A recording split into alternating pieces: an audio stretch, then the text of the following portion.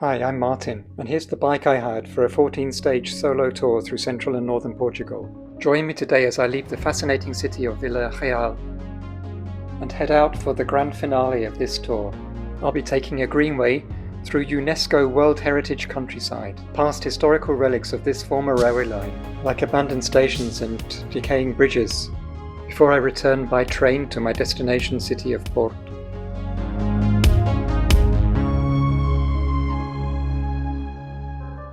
I just want to give you a quick overview of where I've been so far.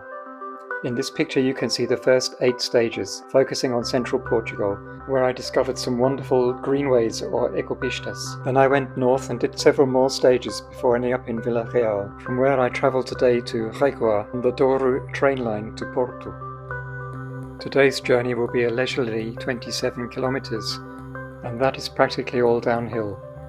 So just sit back and enjoy the ride.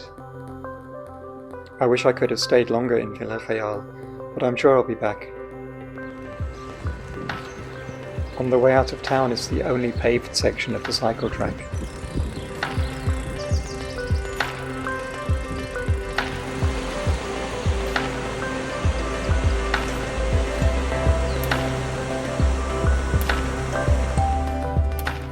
Yep, another viaduct. It seems like every valley in this region is spanned by one of them. Nevertheless, it's still a pretty impressive engineering feat, standing up to 230 meters above the valley floor of the river Corgo.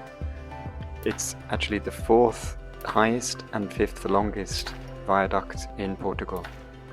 And it's going to keep reappearing as the cycle path winds its way down the valley.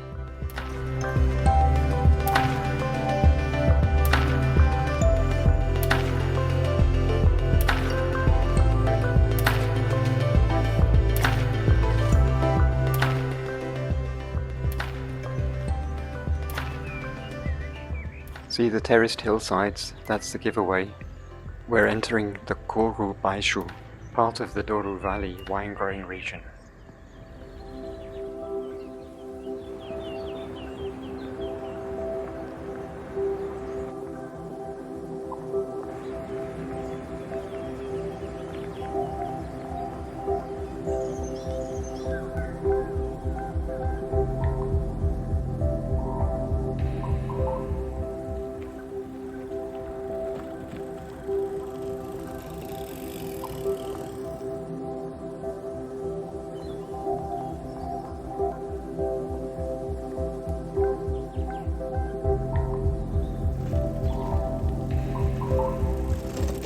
It's the last day underway and this is such a great spot.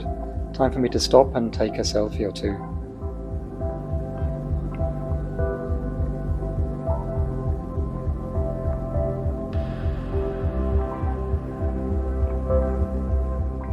Or 3.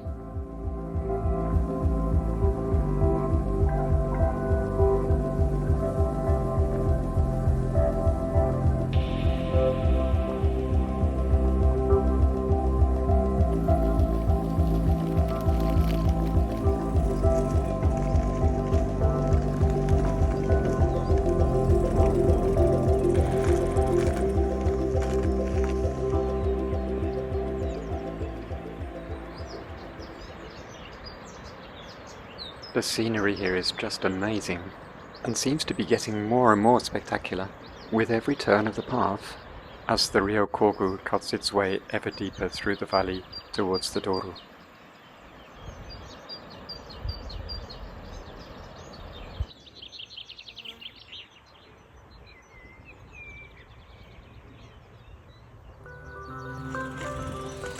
It's definitely getting more adventurous riding down this path without a mountain bike.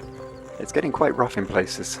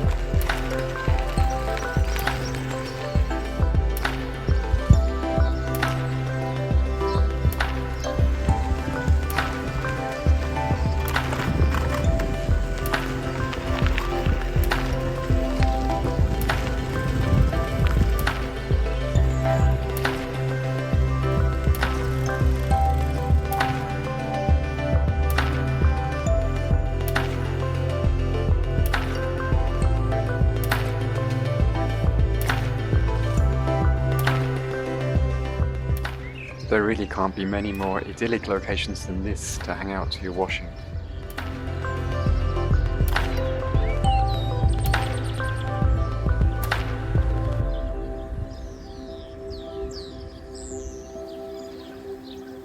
Have you cycled on this greenway before?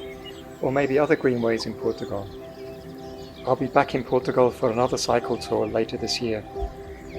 I'd be really interested to see your thoughts or suggestions in the comments section below.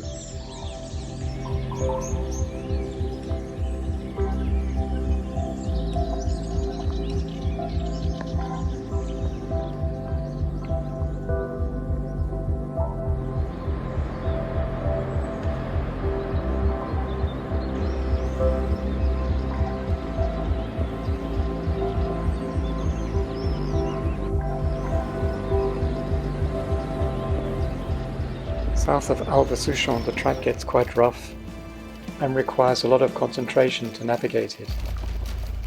Then it narrows further to a single track, which makes things even more difficult.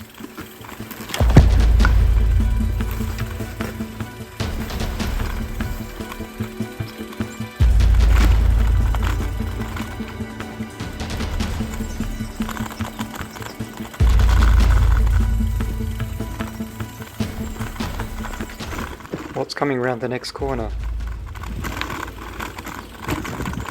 I'd never have guessed. Another motorway viaduct.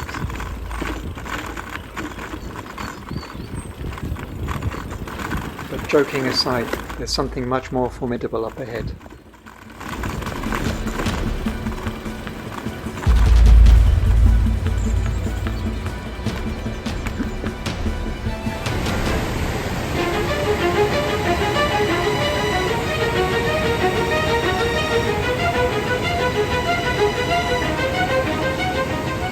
Oh my god.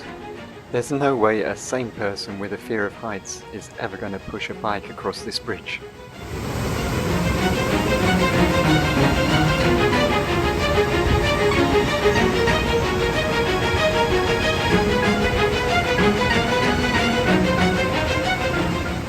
I don't want to cycle back again, but there may be a way out, although it's going to be difficult.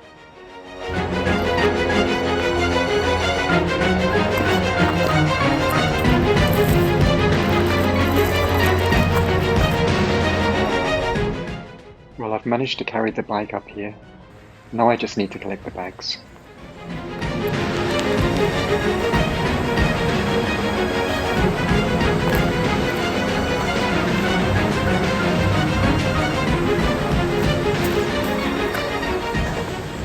Oh, made it. But now I'm taking the road from here to Régua.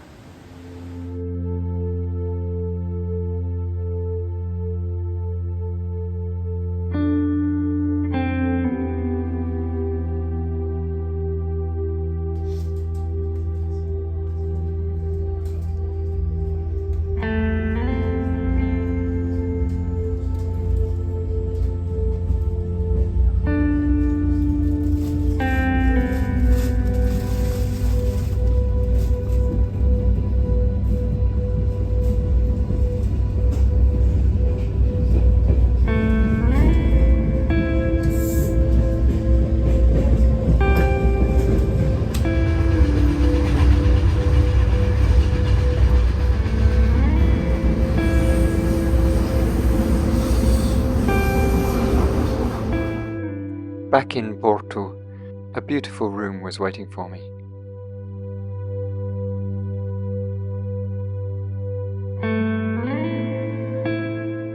On an evening walk by the river, I reflected on all that I'd seen during the tour. The Atlantic Ocean, historic towns and cities, breathtaking scenery, and not least, the friendly and helpful people I'd met on the way. There's one word that perfectly describes that most Portuguese of sentiments I was feeling. Saudade.